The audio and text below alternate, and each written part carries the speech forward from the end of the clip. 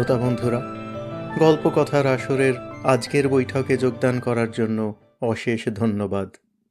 আমি রুদ্র দত্ত। শুনতে থাকুন গল্পকথার আসরের শ্রুতিপুস্তক মহাশ্বেতা দেবীর 1084 মা। এই এপিসোডে চতুর্থ এবং অন্তিম পর্ব।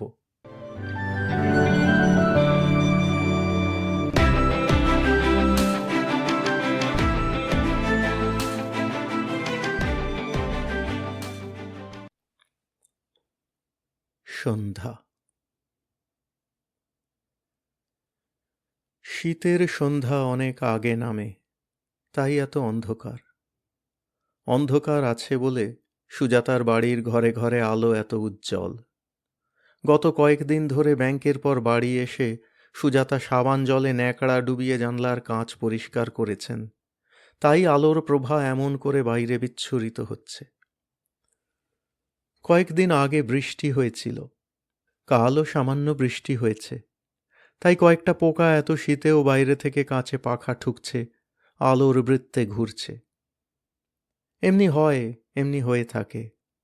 শুধু যা যা নর্মাল, নন্দিনীর কাছে তা চিরদিন অ্যাবনর্মাল হয়ে থাকবে। নন্দিনীর গায়ে একটা চাদর ছিল। ব্রতী শীতের সময় পুরনো জীর্ণ শালটা গায়ে দিতে ভালোবাসত। দিব্যনাথ বহুক্ষণ ধরে দরজার কাছে আসছেন আর যাচ্ছেন নিশ্চয়ই, কেননা এখন তিনি মাঝের 2 বছরের নাম বিবেচক কণ্ঠস্বর ভুলে গিয়ে ঠিক আগেকার দিব্যনাথের গলায় চেঁচিয়ে উঠলেন, এতক্ষণে বাড়ি ফিরতে পারলে? আশ্চর্য! সুজাতা কথা বললেন না। দিব্যনাথ এবং সেই টাইপিস্ট মেয়েটির সামনে যখন ব্রতী গিয়েছিল, সময়টা মনে মনে হিসেব করলেন। হ্যাঁ, সেই সময় থেকে ব্রতী তার স্কলারশিপের টাকা বাড়িতে দিতে শুরু করে। সুজাতা আজ বুঝছেন, ব্রতী যে তখনই বাড়ি থেকে চলে যায়নি তার কারণ তিনি। ব্রতী, তুই আমাকে কোনো কথা বলিসনি কেন? আমার উপর তোর ভালোবাসা অন্যরকম হয়ে গিয়েছিল, যেন ছোট মেয়ের ওপর বাবার ভালোবাসা।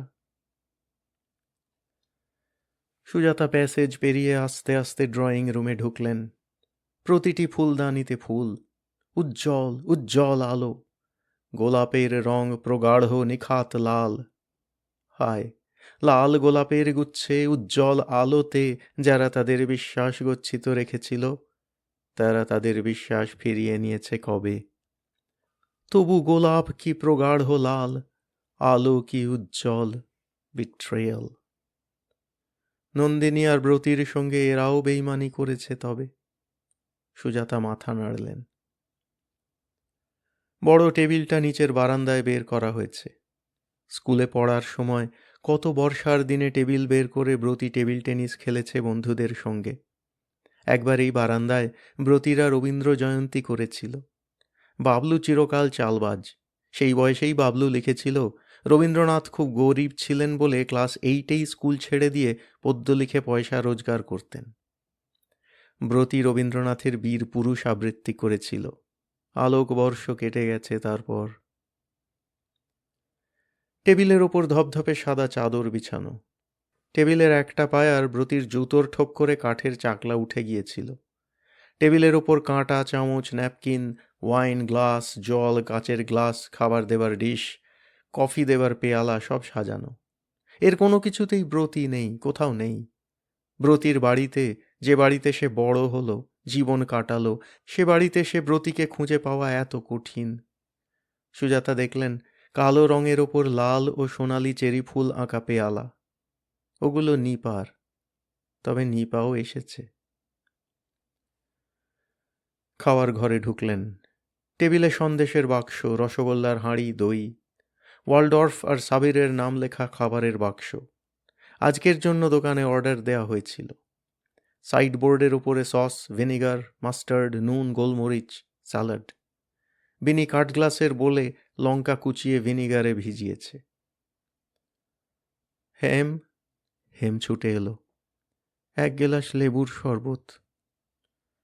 হেম চলে গেল। দিব্যনাথ ঢুকলেন। প্রৌঢ়, ভোগী ও মাংসল চেহারা। এই প্রথম সুজাতার মনে হলো অত ঘাড় চেঁচে চুল ছাঁটা মুখে স্নো মাখা কুৎসিত। মনে হলো দিব্যনাথের চিকনের পাঞ্জাবি আর পাড় দেওয়া শাল না পরলেও পারেন। পায়ের জুতো এই দিনের জন্য কেনা। দিব্যনাথ সবচেয়ে দামি গেঞ্জিও পরেছেন, সুজাতা জানেন। কি ভেবেছ তুমি? জানো অন্তত 50 জন লোক আসছে। জানি। মানে? ব্যবস্থা করাই ছিল। নিপা এসেছে, তুমি বাড়িতেই ছিলে। ব্যবস্থা হয়েই গেছে যখন, তখন আর কথা বাড়িও না। কথা বাড়িও না? তুমি ভেবেছ কি? তুমি এই মুহূর্তে এখান থেকে বেরিয়ে না গেলে আমি আবার বাড়ি থেকে বেরিয়ে যাব, আর ফিরব না। সুজাতা থেমে থেমে বললেন। ঘেন্না করছে, ভয়ানক ঘেন্না করছে। দিব্যনাথ আর টাইপিস্ট মেয়ে, দিব্যনাথ আর সুজাতার দূর সম্পর্কের ননদ, দিব্যনাথ আর ওর এক জ্ঞাতি বৌদি। দিব্যনাথ যেন গালে চড় খেলেন। 34 বছরের বিবাহিত জীবনে সুজাতা একবারও এভাবে স্বামীর সঙ্গে কথা বলেননি। তুমি সারাদিন কোথায় ছিলে তা জিজ্ঞেস করতে পারবো না? না। হোয়াট?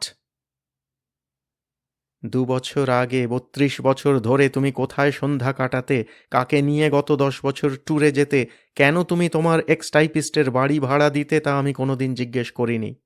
তুমি আমায় একটি কথাও জিজ্ঞেস করবে না, কোনো দিন না। গড! যখন বয়স কম ছিল তখন বুঝতাম না। পরে তোমার মা তোমার প্রত্যেকটি পাপ, হ্যাঁ পাপ, ঢেকে চলতেন বলে কোনোদিন জিজ্ঞেস করতে প্রবৃত্তি হয়নি। তারপর I had no interest to know. তবে তুমি যেভাবে বাড়ি থেকে, তোমার পরিবারের কাছ থেকে চুরি করে সময় কাটাতে, আমি তা করি না। আরও শুনতে চাও? তুমি আজ, হ্যাঁ, ওয়াই নট, আজ নয় কেন? যাও। যাব? হ্যাঁ, যাও। যাও কথাটা সুজাতা আদেশের মতো করে বললেন। দিব্যনাথ বেরিয়ে গেলেন ঘাড় মুছতে মুছতে। আজকের পরে সুজাতা থাকবেন না, আর থাকবেন না। যেখানে ব্রতী নেই সেখানে থাকবেন না।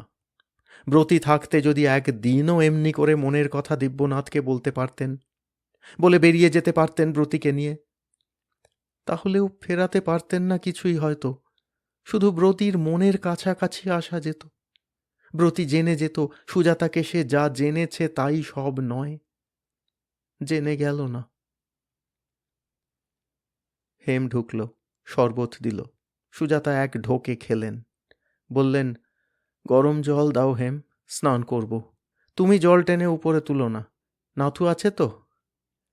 নাথু বরফ আনতে গেছে পাশের বাড়ি। বাড়িতে বরফ জমল না? না, মিস্ত্রি এসে বললে কি যেন খারাপ হয়ে গেছে, সারতে 60 টাকা লাগবে, তাও এখন হবেনি। তবে জল থাক। এখন চান করনি, পরে করবে ক্ষণ। পরেই করব। সারাদিনে কিছু খেয়েছিলে? না, ইচ্ছে হয়নি। এখন ওপরে যাবে তো? হ্যাঁ। কিছু খাবে? না। নিপা কখন এসেছে? সকালে। তিনি তো এখানেই খেলো। মেয়েকে এনেছে? না, তার স্কুলে কি হতেছে যেন। ঘরদোর সাজালে কে? কেন, বৌদিদি। কাপ ডিশ সব বের করলো কে? সব ছোট দিদি করেছে। তুমি বেরিয়ে যেতে সে আমায় খুব খানিক বকলে। আমি কাজ করতে পারিনি, বসে বসে খেতেছি, ছোট খোকার নাম ভাঙিয়ে তোমার কাজ হতে আদায় করতেছি সব। বকলো কেন? চানের জল ফুটন্ত গরম হয়ে গেছিল। তা বাদে আরও কি বাড়তে বলেছিল মুখে মাখবে। আমি বন্যু, আমার মনে নিয়ে অত কথা। তারপর? তা বাদে ঘরদোর সাফ করতে লাগলো। বৌদিদি বলেছিল কেন, আমি কি নি? একটা দিন তুমি কারুককে তার দিয়ে নিশ্চিন্তি হতে জানোনি। তা বাদে দুজনে খুব খানিকটা ঝগড়া বিবাদ হলো। কি হলো তা জানিনি, সব ইংরেজিতে ঝগড়া হচ্ছিল। তুই শুনতে গিয়েছিলি কেন? শোনো কথা, আমি কখনো ওদের কথা শুনতে যাই? দুজনে এমন চেল্লাচিল্লি করলে যে আস্তা হতে মানুষ শুনেছে। তারপর? তা বাদে ছর্দি যেয়ে বুঝি বড়দিকে ফোন করলে, তিনি এসে বৌদির মান ভাঙালো। তা বাদে বৌদি সব সারলে।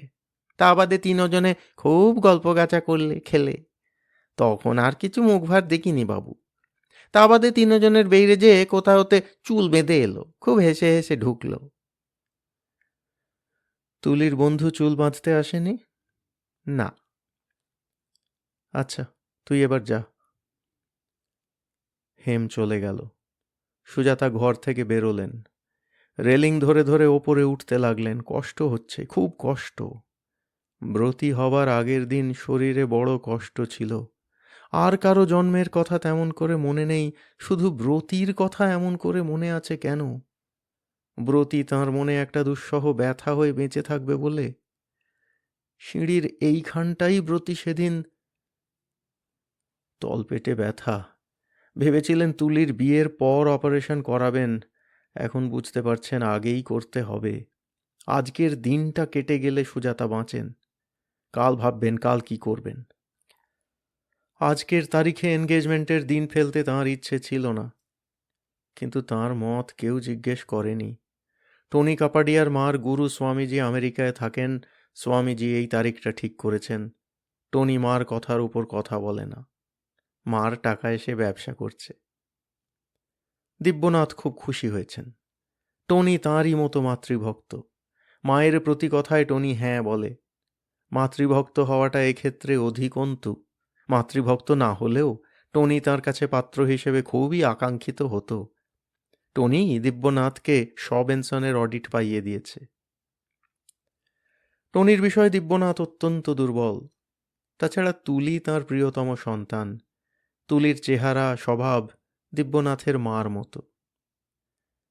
টাইপিস্ট মেয়েটির কথা তুলিই সবচেয়ে আগে জেনেছিল। জেনেও কথাটি চেপে যায়। ওর মনে দিব্যনাথের প্রতি কোনো রকম বিরাগ বা ঘৃণা হয়নি। বরঞ্চ পরে ভেবে সুজাতার গা ঘিন ঘিন করেছে। মেয়েটির ঔদ্ধত্য এত দূর বেড়েছিল, ও বাড়িতেই ফোন করে বলে দিত, ওকে বলে দেবেন আজ সন্ধ্যায় আমি মার্কেটে যাব। তুলি সে ফোন ধরেছে। তুলি ফোন ধরলে খবর দেওয়া চলবে, অন্য কেউ ফোন ধরলে খবর দিতে হবে না, এ কথা নিশ্চয় দিব্যনাথই মেয়েটিকে বলে দেন। তুলি ওর বাবাকে ঠিক মতো খবর পৌঁছে দিত। সেই সময়টা ওর তুলির মধ্যে বাবার বিষয়ে কিরকম একটা অধিকার বোধ এসে গিয়েছিল। তুলির তত্ত্বাবধানে সে সময়টা দিব্যনাথ ভালো জামা কাপড় পরেছেন। সন্ধ্যার আগে তাঁর রক্ষিতার সঙ্গে সময়টা কাটিয়ে আসবার পর তুলি জানত ওরা সোমবুধ শুক্রবার দেখা করেন। তুলিই ছুটে যেত বাবার স্যুপ চিকেন স্যালাড নিয়ে ওপরে। খুব একটা তৃপ্তি ও গর্ব অনুভব করত তুলি, যেমন ওর ঠাকুমা করতেন। ওর বাবা যে একজন পুরুষের মতো পুরুষ, বিয়ে করতে হলে ওরকম পুরুষ মানুষই দরকার, এসব কথা তুলি সগর্বে বলতো। বলতো, দাদা একটা কাপুরুষ, বউয়ের আঁচল ধরে ঘোরে।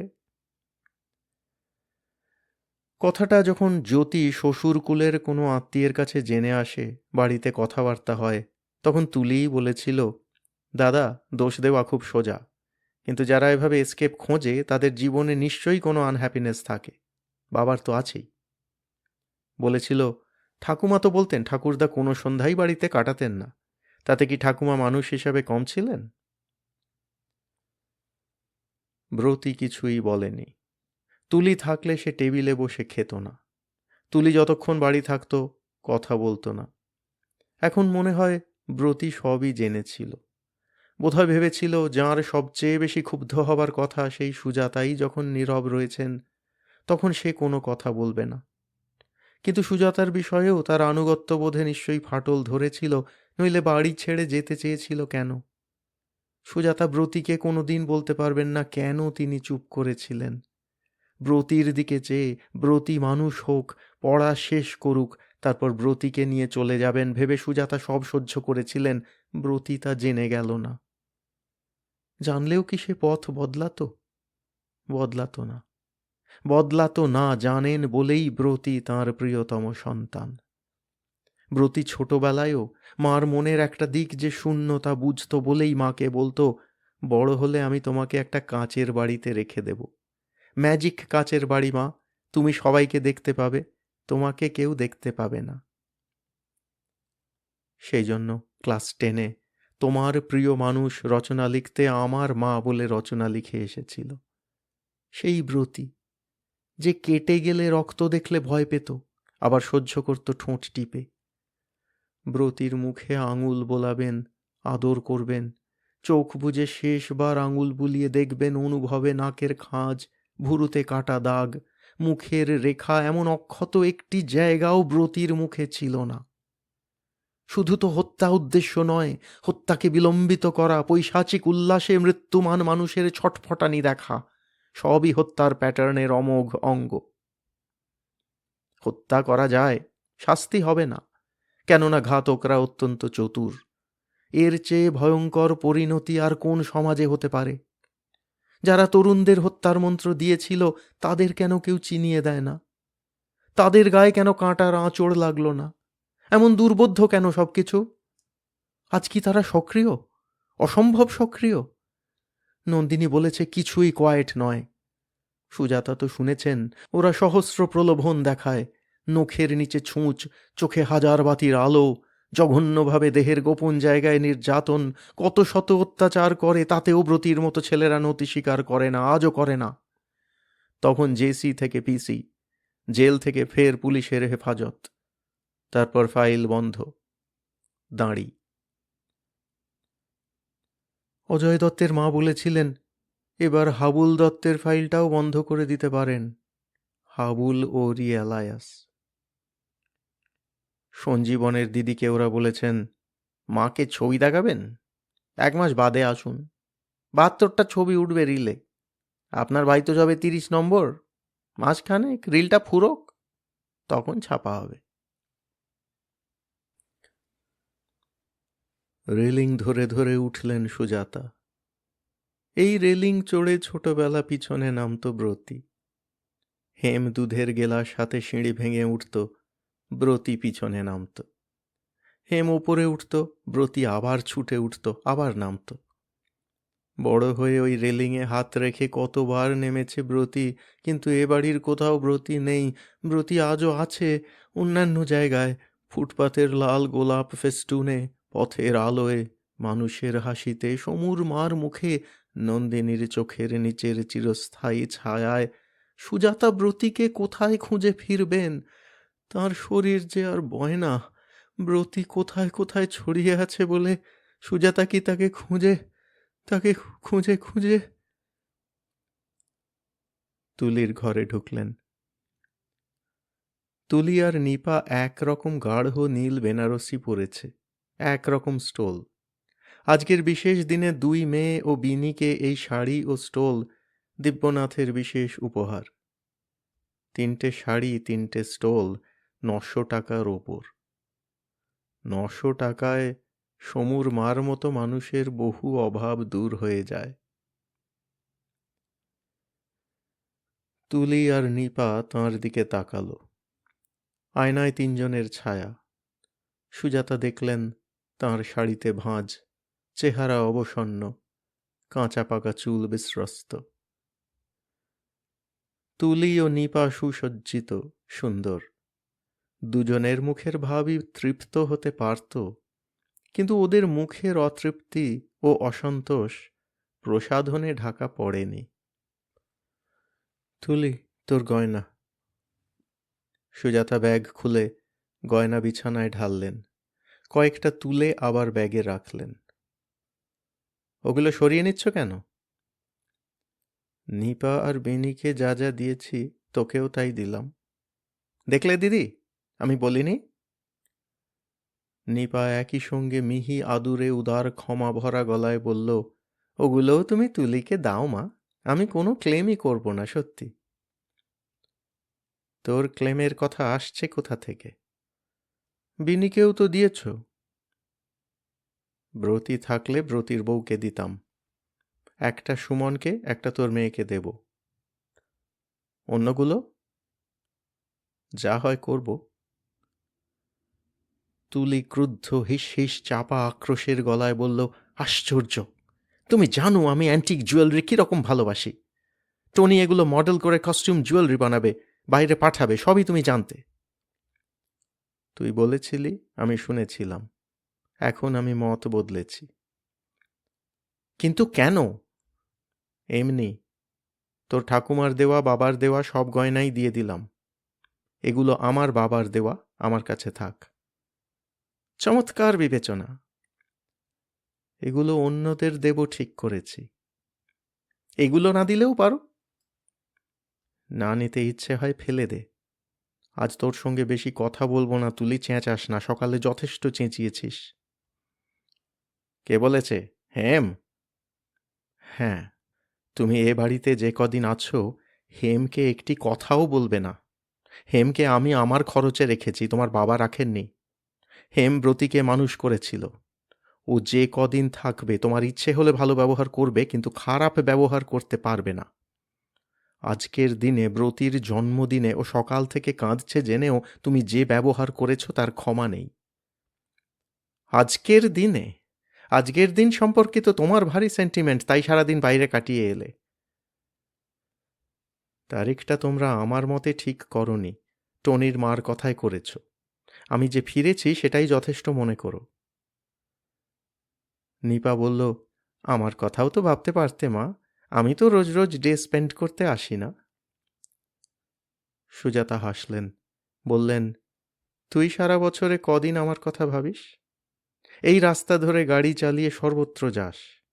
অমিত ট্যুরেই থাকে, তুই ঘুরেই বেড়াস। জ্যোতির টাইফয়েড হলো, সুমনের জন্মদিন গেল, তুই একবারও আসতে পারিসনি।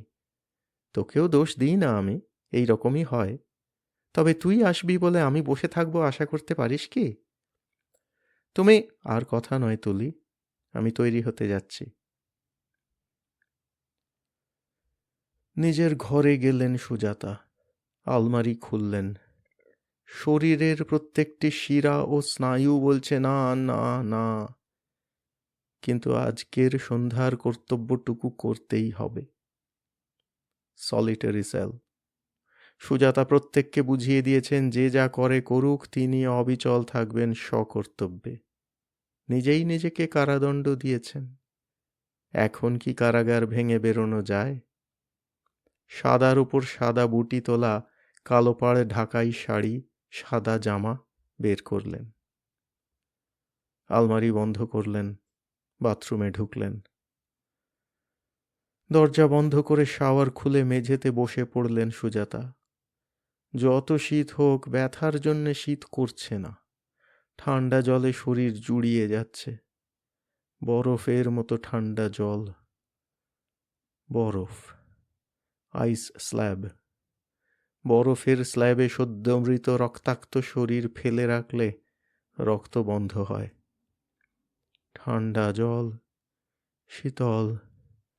ব্রতীর আঙুলের মতো, ব্রতীর কপালের, বুকের, হাতের মতো ঠান্ডা কোনো শীতলতা হতে পারে না। আজ সারাদিন ব্রতীর সঙ্গে ছিলেন। ব্রতীর আঙুল কি ঠান্ডা, হিম শীতল চোখের পাতা, নির্মিলিত ঘন কালো পল্লব চোখের, তামাটে হয়ে যাওয়া ফর্সা রং, চুল ঠান্ডা বরফ জলে ভেজা, ঠান্ডা শীতল শীতল, হিম হিম। আজ সারাদিন ব্রতীর সঙ্গে ছিলেন।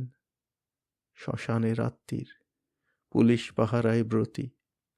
শ্মশানে ফ্লাড লাইট, দেওয়ালে লেখা নামের পরে নাম, নাম, নাম, নাম, নাম। অ্যালুমিনিয়ামের দরজা ধড়াস করে নামল। ব্রতী, বিদ্যুৎ বহ্নিতে ভেতরে ব্রতীকে সেঁকা হচ্ছে।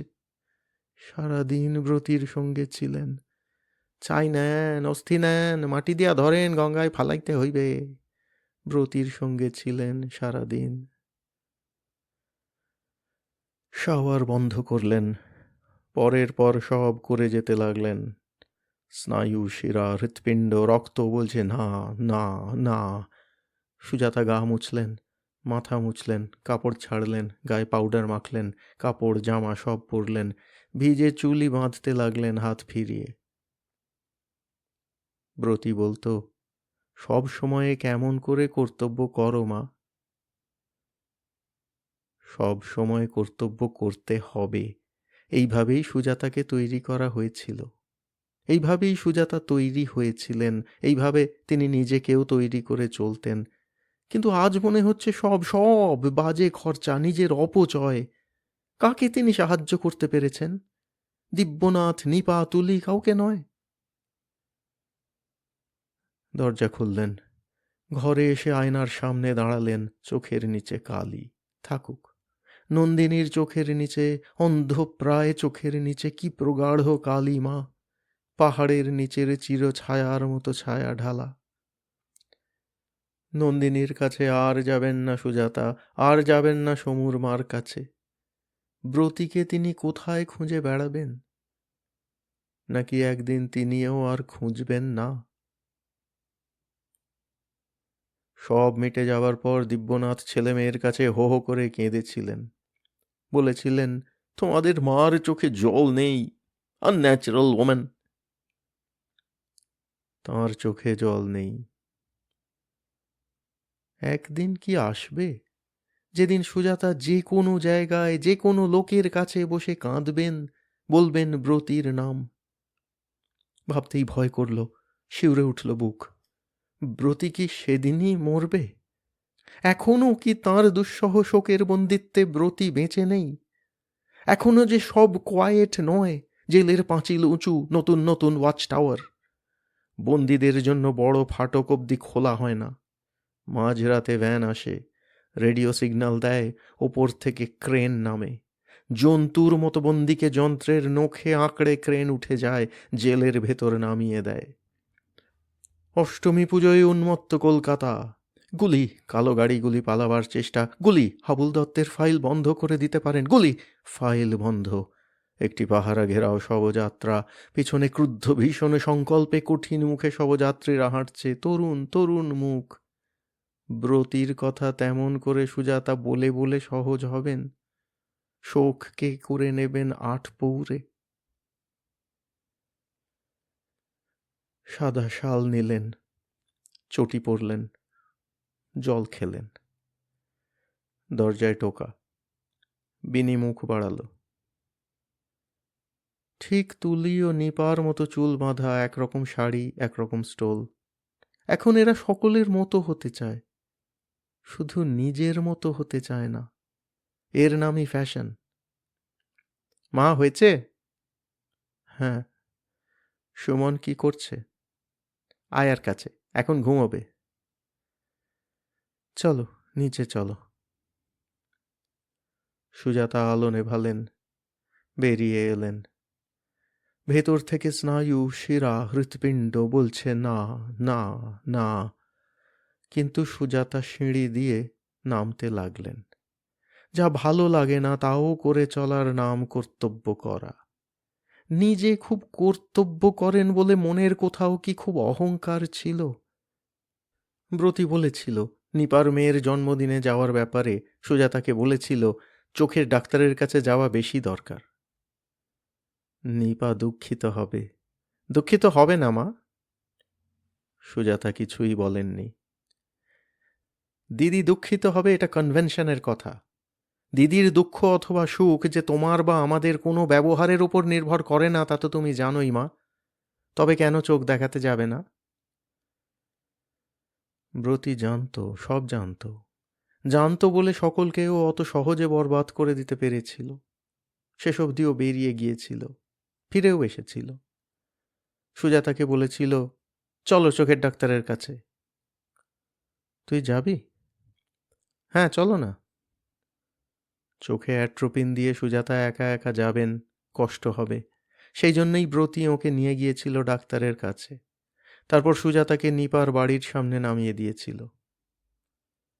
ভেতরে যাবি না? ব্রতী হেসেছিল, কথা বলেনি। সেদিন ও ধুতি আর শার্ট পরেছিল। প্যান্ট পরেই চলাফেরা করত, কিন্তু ধুতি পরতে ব্রতী খুব ভালোবাসত। শুধু সুজাতার চোখের ব্যাপারে নয়, যখন ব্রতী একেবারে অন্যরকম হয়ে গেল তখন কোনো কোনো কথা ওর একারই মনে থাকত। ব্রতী মারা যাবার পর সেই যে সকালে সুজাতা কাঁটাপুকুরে যান, ফিরতে তাঁর অনেক দেরি হয়েছিল। তিনি ভেবেছিলেন স্বভাবতই ব্রতীর দেহ তাঁর হাতে দেবে পুলিশ। কিন্তু তা দেবে না, কোনো সময়েই দেবে না শুনে তিনি একবার অবাকও হননি।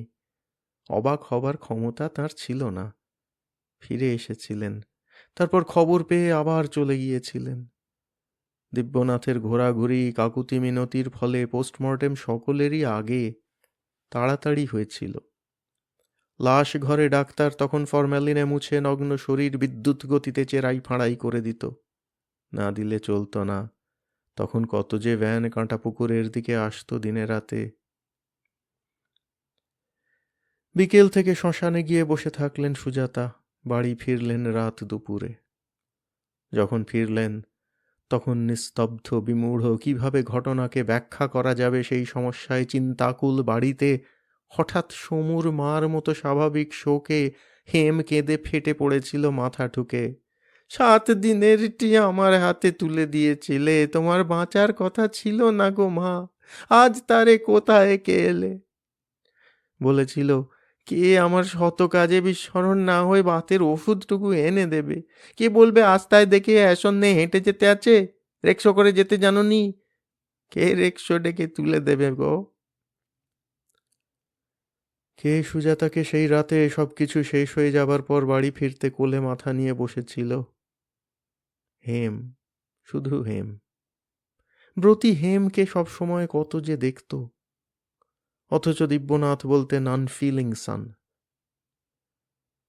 সুজাতার বলতে ইচ্ছে হলো, আজ আমি সিঁড়ি দিয়ে নামতে পারছি না ব্রতী। ব্রতীকে বলতে ইচ্ছে হলো, তুই যে বলতিস সবচেয়ে কঠিন নিজের মতো হওয়া, আমি আজ নিজের মতো করে যদি চলতে পারতাম ব্রতী। কিন্তু সব সময় যদি নিজের ইচ্ছে মতো চলতে পারতেন, তাহলে তো ব্রতী আসতই না পৃথিবীতে। ফর্সা নরম রেশম চুল, জন্মচুল ও পৈতেতেও ফেলেনি, মূল্য ধরে দেয়া হয়েছিল শুধু। সুজাতার হাত চেপে না ধরে কোনোদিন রাস্তা পেরোয়নি ছোটবেলা সেই ব্রতী। সুজাতা মাথা নাড়লেন। সামনে ড্রয়িং রুম, লোকজনের কথা, হাসি হররা। পৃথিবীটা কি শুধু মৃতদেহের জন্য তৈরি, যে মৃতরা খায়, ঝগড়া করে, লোভে ও লালসায় উন্মত্ত হয়? যারা শ্রদ্ধেয় হয় না, যাকে ব্রতী ভালোবাসতে পারে। ব্রতী শ্রদ্ধা করতে চায়, ভালোবাসা পেতে চায়, এখনো চায়, কেননা এখনো কিছুই কোয়েট নয়। অশান্ত, অস্থির, ক্ষুব্ধ, যন্ত্রণার্ত, বিদ্রোহী, অসহিষ্ণু সময়। সুজাতা পর্দা সরিয়ে ঘরে ঢুকলেন। মিসেস কাপাডিয়া ওর গুরুর কথা বলছিলেন। একটু দূরে নিপা হাতে স্কচ নিয়ে এর পেছনে তার পেছনে মুখ লুকোচ্ছে, খিলখিল করে হাসছে। ওর পিস্তুত দেওর বলাই দত্ত কাঁটায় একটা মাংসের টুকরো নিয়ে ওকে তাড়া করছে। নিপার মুখেও মাংসটা গুঁজে দেবেই দেবে। টনির বোন নার্গিস গেরুয়া নাইলন উলের অত্যন্ত আঁট জামা ও প্যান্ট পরে একটু একটু করে নাচছে আর ঘাড় ঘুরিয়ে কার সঙ্গে কথা বলছে। নার্গিস গুরুর ভক্ত সেবিকা।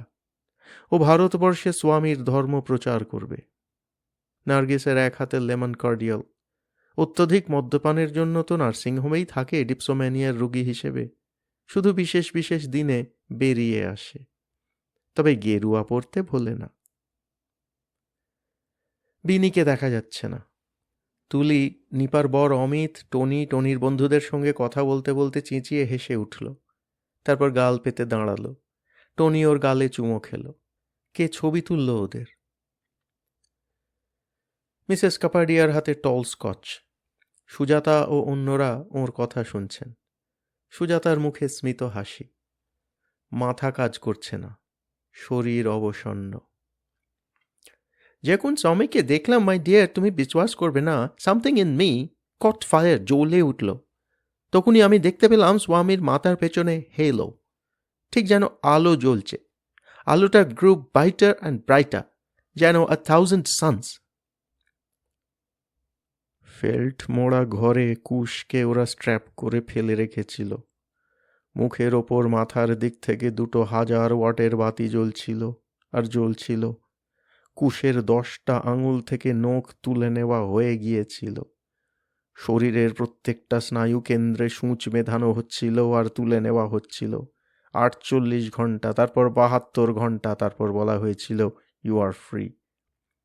বের করে বাড়িতে আনা হয়েছিল, তারপর বাড়ির সামনে নামিয়ে কুশকে গুলি করা হয়। ওর চোখের মণি গলে গিয়েছিল।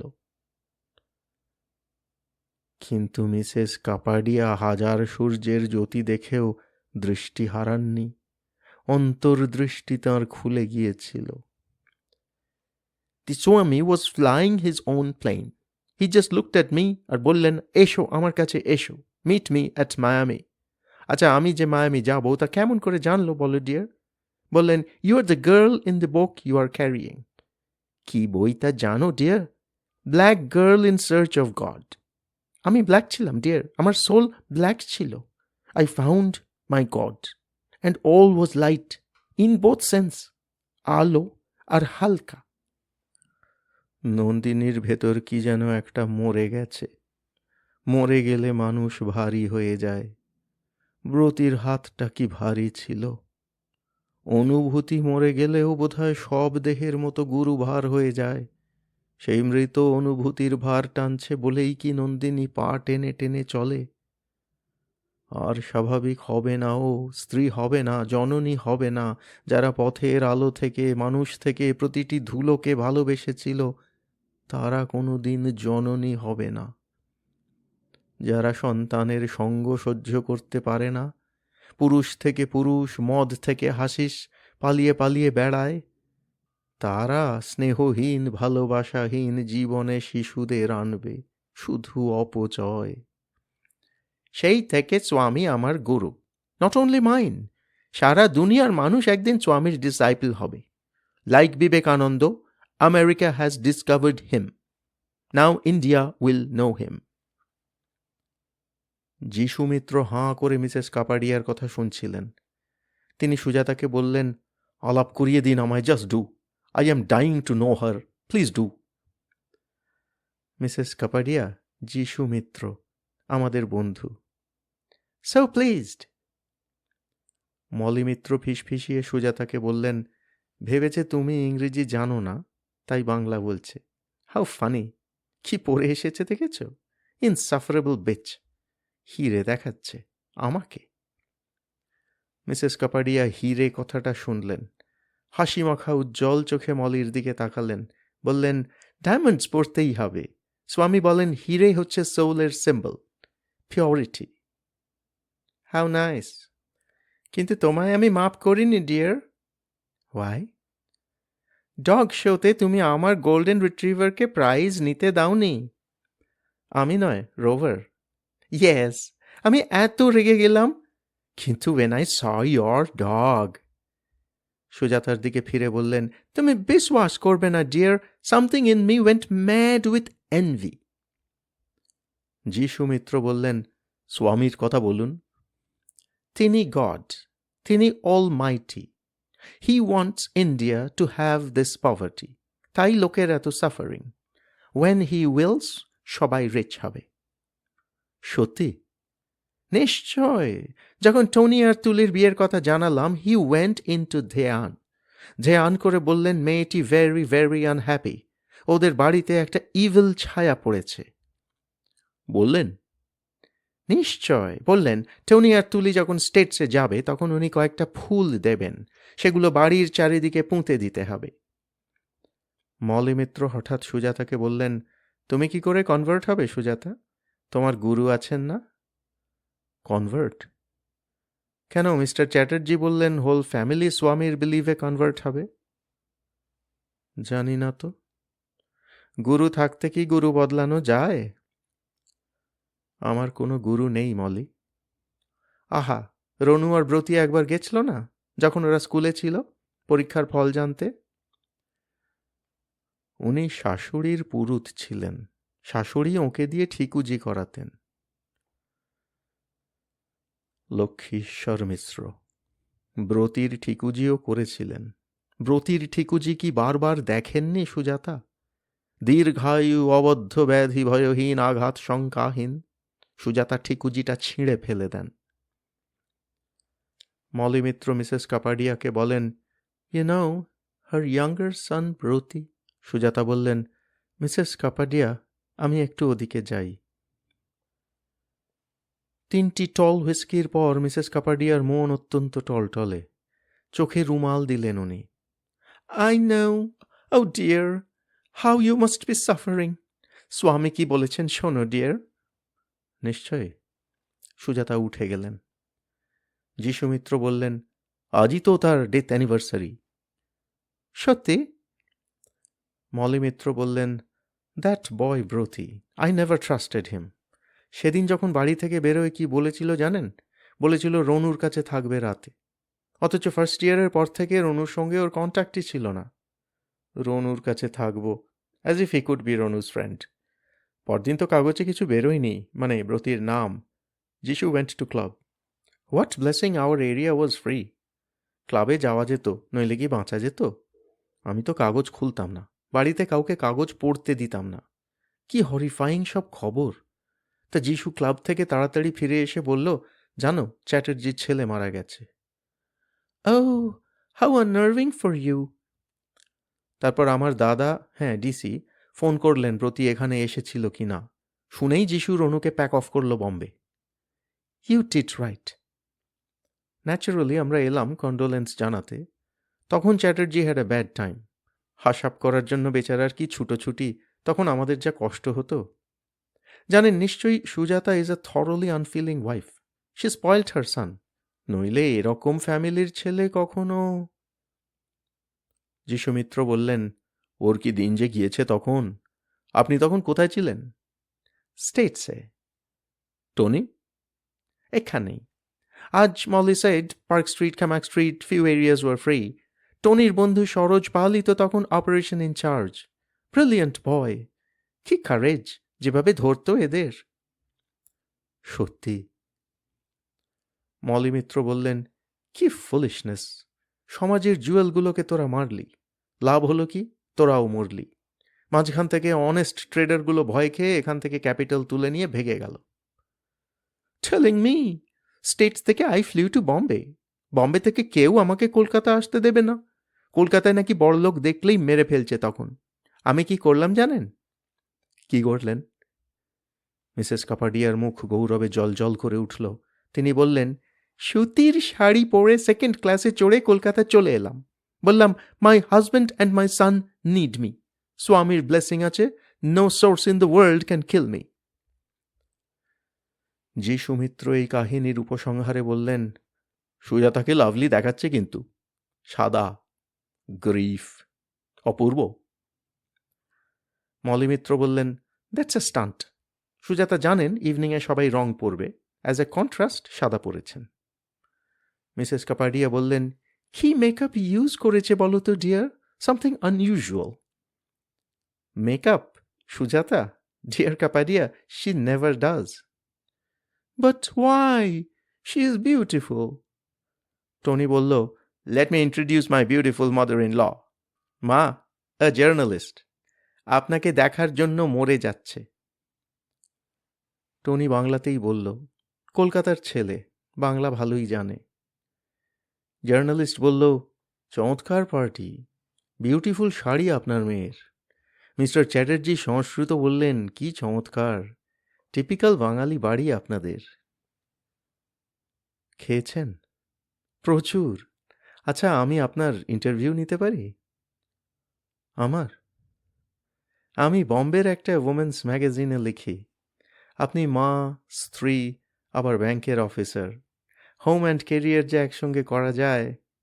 আমি অফিসার নই। বাট টনি সেইড, ক্লার্ক হয়ে ঢুকেছিলাম, 20 বছরে সেকশন ইনচার্জ হয়েছি। How nice. কাজেই। আচ্ছা, আপনার ছেলে তো killed. From the angle of a sorrowing mother, না, মাপ করবেন। সুজাতা তখনই সরে গেলেন। মেয়েদের ম্যাগাজিনে সুজাতার ছবি, আ বিরিভড মাদার স্পিক্স।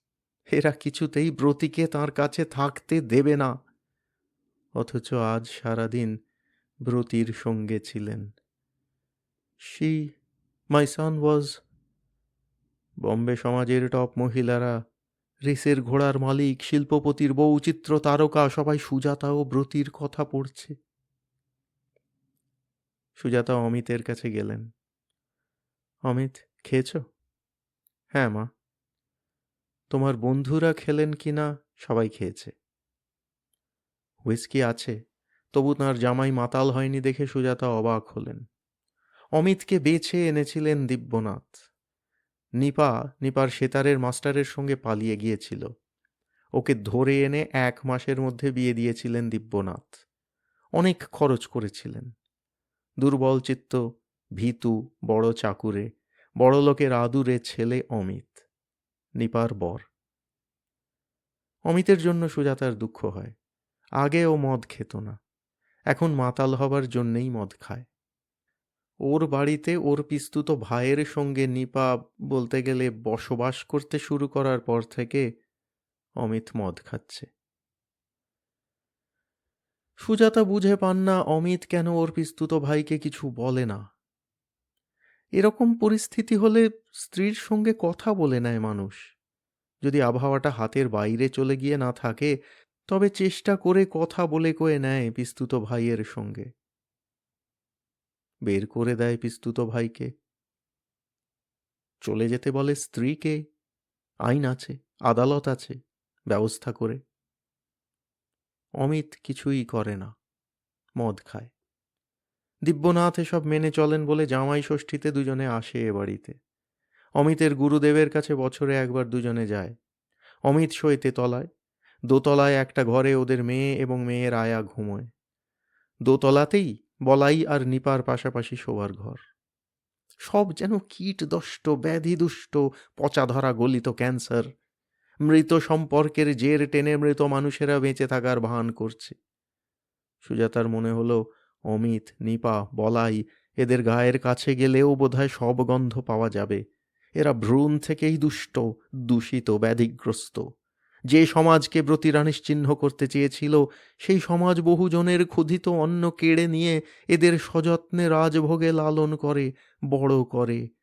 সে সমাজ জীবনের অধিকার মৃতদের, জীবিতদের নয়। কিন্তু বলাই কি বলছে? এখন বাপধনের অবস্থা কি? সব তো পাড়া ছেড়ে পালিয়েছে। আরে বাবা, বরানগর বরানগর বলে কেঁদে কেঁদে ধীমান কবিতা লেখেনি? কেঁদে কি হবে? সোজা কথা, বরানগরে মোর দেন 100কে কুচিয়ে কাটলো বলে না বরানগর এখন শান্ত হয়েছে? যতদিন কাটেনি ততদিন কি টেনশনই ছিল। ধীমানকে? ধীমান রায়, যার কথা নন্দিনী বলল?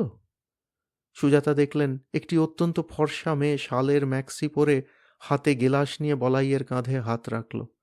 বলল, অপূর্ব লিখছে না এরা? বলাই বলল, 20,000 ছেলে জেলে বলে কাঁদুনি গাইছে ধীমান। ওসব কি বুঝি না ভাবছ? যখন অ্যাকশন কাউন্টার অ্যাকশন চলছিল তখন সব হুমকি খেয়ে বাংলাদেশ বাংলাদেশ বলে কাগজে কাঁদছিল। এখন সব কন্ট্রোলে। Now he feels he is safe enough to write. যা, কি যে লিখছে! সেদিন একটা কবিতা পড়ে আমার তো কান্না পাচ্ছিল।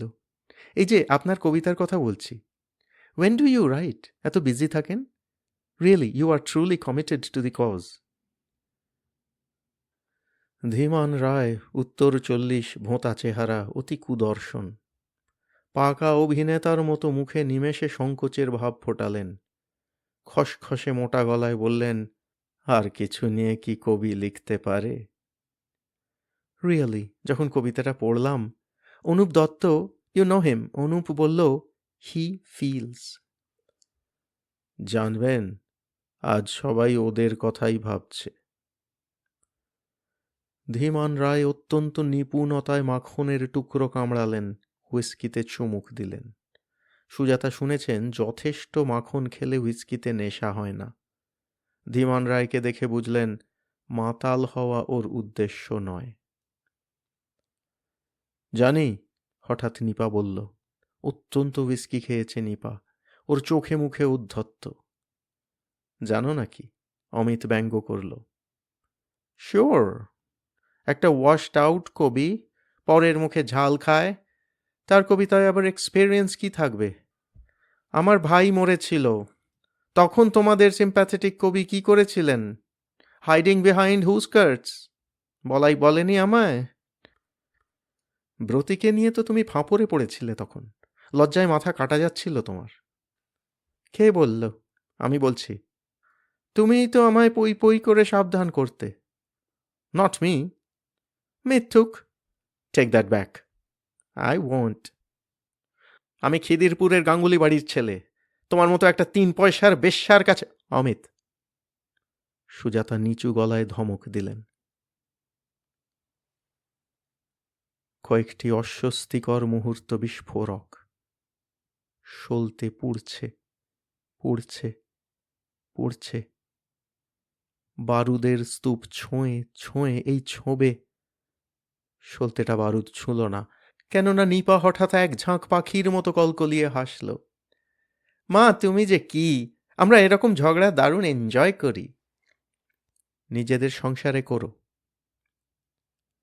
সুজাতা সরে গেলেন।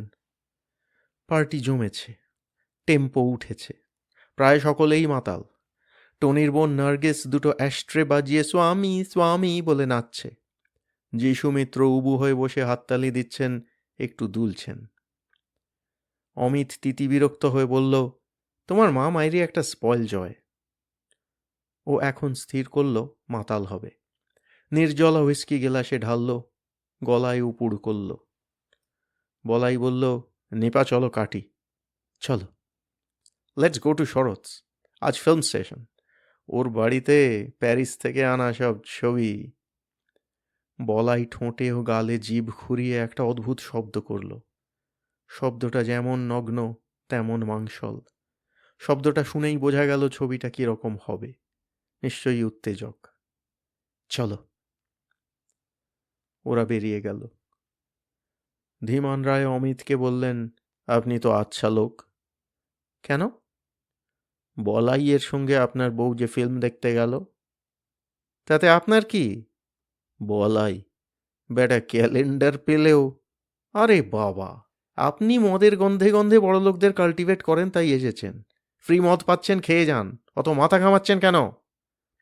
বলাইয়ের সঙ্গে। অমিত খিক খিক করে চালাক শেয়ালের মতো হাসল, বলল, বলাইকে চেনাবেন না, ও আমার পিস্তুত ভাই।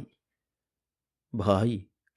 হ্যাঁ মশাই, মহিমারঞ্জন গাঙ্গুলির পৌত্র আমি, দৌহিত্র। তাই বলুন। ফেট মানেন? নিয়তি? নিশ্চয় মানি না। ঈশ্বর মানি না, নিয়তি মানি না। ক্যাপ। কি বললেন? রাবেশ। আপনার মতো নাস্তিক দুবেলা আমার অফিসে আসে। আপনি মাতাল হয়েছেন। আপনি হননি। ফেট মানুন মশাই, ফেট আছে। কিরকম? ফেট ছাড়া কি? বলাই ফ্যামিলির একটা মেয়েকে ছেড়েছে যে আমার বউকে ছেড়ে দেবে? আরে মশাই, আমার ছোট পিসি, ওর ছোট মাসি, তাকে দিয়ে ওর বদমাশি শুরু হয়। নিপাকে ও সহজে ছাড়বে? তবে হ্যাঁ, বলাই বনেদি মাল, ফ্যামিলি ছেড়ে বাইরে বদমাইশি করে না। বলাইয়ের সঙ্গে বউকে? বলাই আমার ভাই, আবার বন্ধুও বটে। ওর কি কানেকশন জানেন? ওকে চটালে। মশাই, আপনি দারুণ liberal. Truly liberal? Mister Kapadia বললেন, আমি হচ্ছি সত্যি লিবারাল। দিব্যনাথ বললেন, জানি।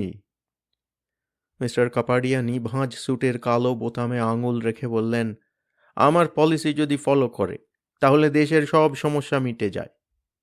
হাউ? মিস্টার কাপাডিয়া নিখুঁত বাংলায় বলতে লাগলেন, দেশের সমস্যা কি বলুন? ইন্টিগ্রেশন হচ্ছে না। বহু ধর্ম, জাতি, ভাষা হবার দরুন দেশটা ভেঙে যাচ্ছে। ফুড কোনো সমস্যাই নয়। ফুড রাইট হচ্ছে কি? চাষিরা অত্যন্ত ওয়েল অফ, সবাই রেডিও কিনছে। এমপ্লয়মেন্ট, প্রচুর লোক চাকরি পাচ্ছে। ন্যাশনাল ওয়েলথ, সকলের হাতে পয়সা আছে, নইলে হাউকাম বাড়ি হচ্ছে, গাড়ি কিনছে সবাই, সবাই দামি মাছ মাংস খাচ্ছে। ট্রু। ভাষা আবার একটা সমস্যা নাকি? যে যেখানে আছে সেখানকার ভাষা শেখে। আমি এখানে মদ বিক্রি করছি, বাংলা শিখেছি। মাস্টার করেছেন? করতেই হবে, ট্যাগোরের ভাষা। সত্যি। ভাষার সমস্যা এইভাবে সলভ করলাম। তারপর ধর্ম, ধর্মের দরকার কি? বার্ন ডাউন মন্দির, মসজিদ, এভরিথিং ফলো স্বামী। স্বামী জ্যান্ত ঈশ্বর, তাঁকে ফলো করো। যা বলেছেন।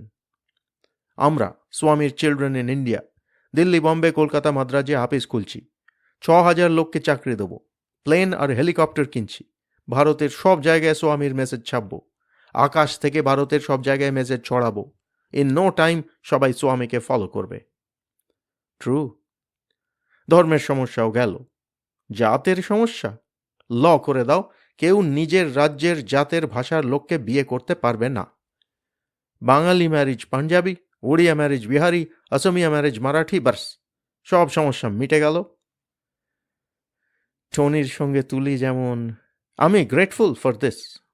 সে কি মশাই, আমি গ্রেটফুল, প্রাউড। আমিও। Great Mogul of the wine trade তার সঙ্গে সম্পর্ক, আপনি বা কম কিসে?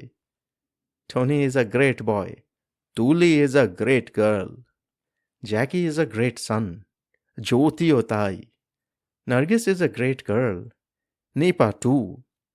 আপনাদের গ্রেট ফ্যামিলি, আপনাদেরও। আপনাদের পেডিগ্রি, আপনারা জমিদার, আমরা kulin. Kulin, that is great. একদিন ফ্যামিলি ট্রি দেখাবো, নিশ্চয়। দেখবেন তখন। একটা কথা চ্যাটার্জি। কি? মিসেস চ্যাটার্জি আপনার ছোট ছেলের শখটা, না না, শি ইজ অল রাইট। আপনার ছেলে হয়ে এরকম মিসগাইডেড, নিশ্চয়ই তাই হবে। Bad company, bad friends, must be that. জানেন আমরা বাপ ছেলে কিরকম ক্লোজ ছিলাম? শুনেছি তুলির মুখে। বেবিদের মতো, had no secret from each other. তাই তো হওয়া উচিত। আমাকে ও গডের মতো রেসপেক্ট করত। করবে না সাচ আ ফাদার? সেই ছেলে যখন, ওহ, আমার হার্ট ভেঙে গিয়েছিল। যাবেই তো। আমি যে কিরকম শখ পাই, দুঃখ করবেন না। স্বামী বলেন ডেথ বলে কিছু নেই। শরীরটা আপনারও মরে যাবে, হেভেনে আপনাদের সোলের দেখা হবে, তখন দেখবেন ছেলে আপনার সেই রকম আছে। দেখব? স্বামী বলেছেন? নিশ্চয়। স্বামীকে আমরা ফলো করবই। করবেন? এই যে আমার স্ত্রী, ওগো উনি কি সুন্দর সব কথা বলছেন, শোনো, শোনো না, এদিকে এসো।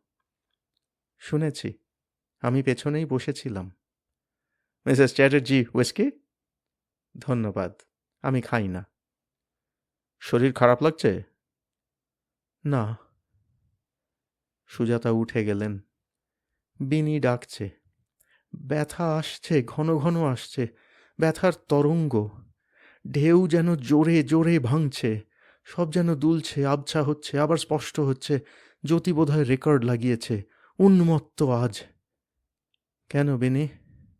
মা, তুলি ডাকছে। কেন?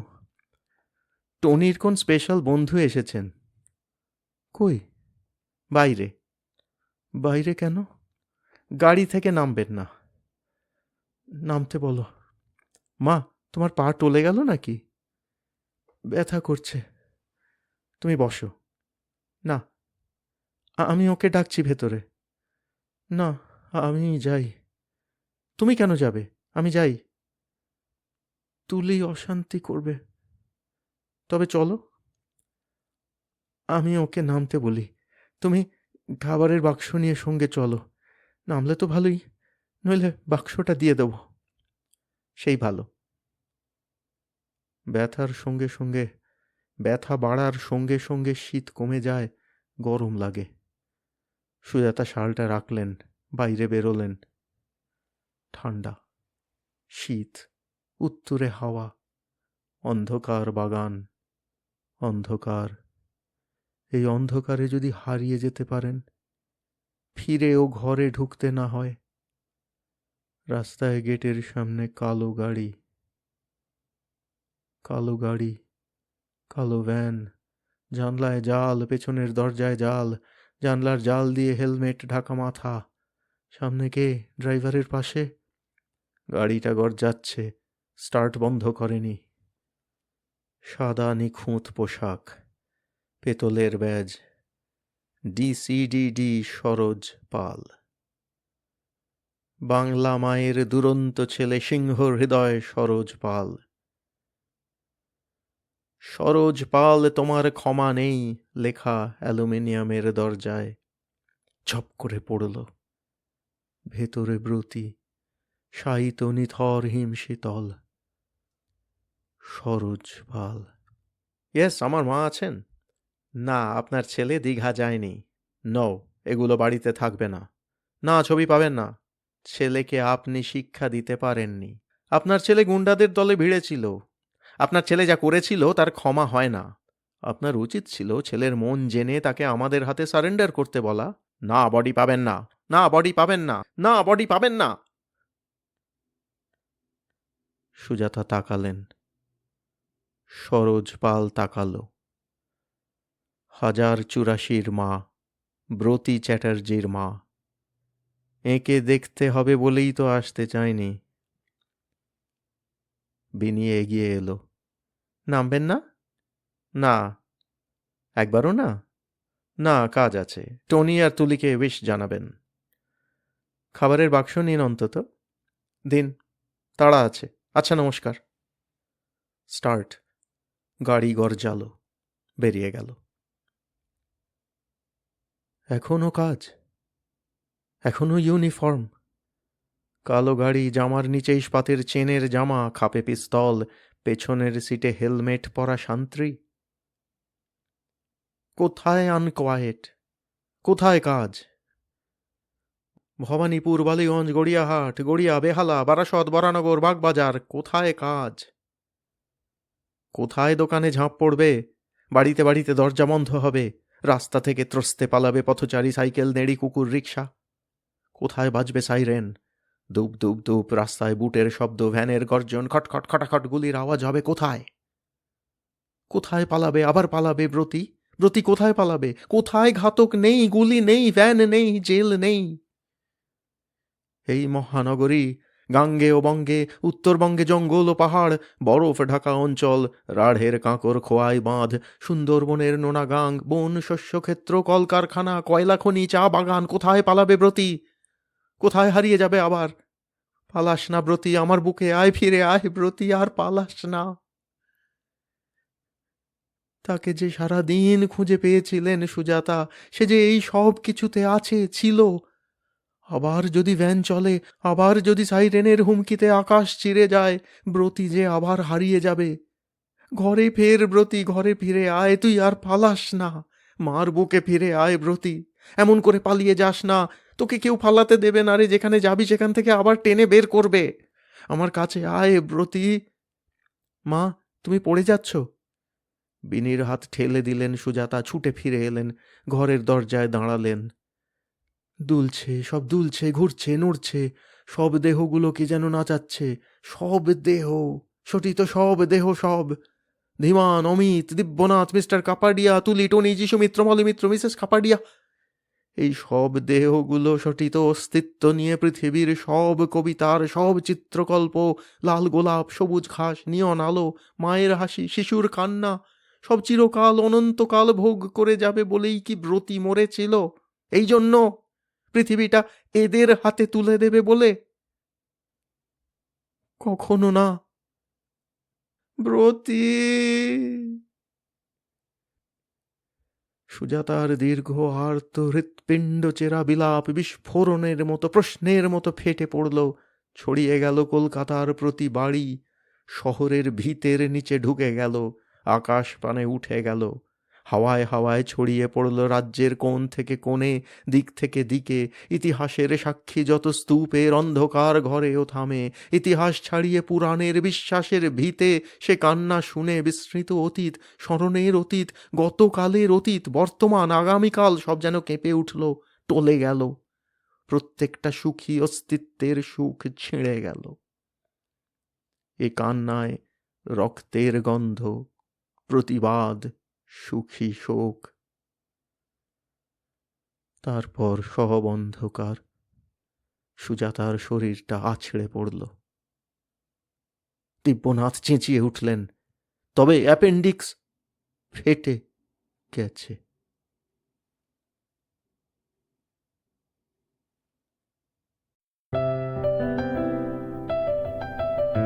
আপনাদের মতামত আমাদের জানাতে ভুলবেন না কিন্তু শ্রোতা বন্ধুরা। আমাদের ওয়েবসাইট golpokotharasor.org, GOLPOKOTHARASOR.org।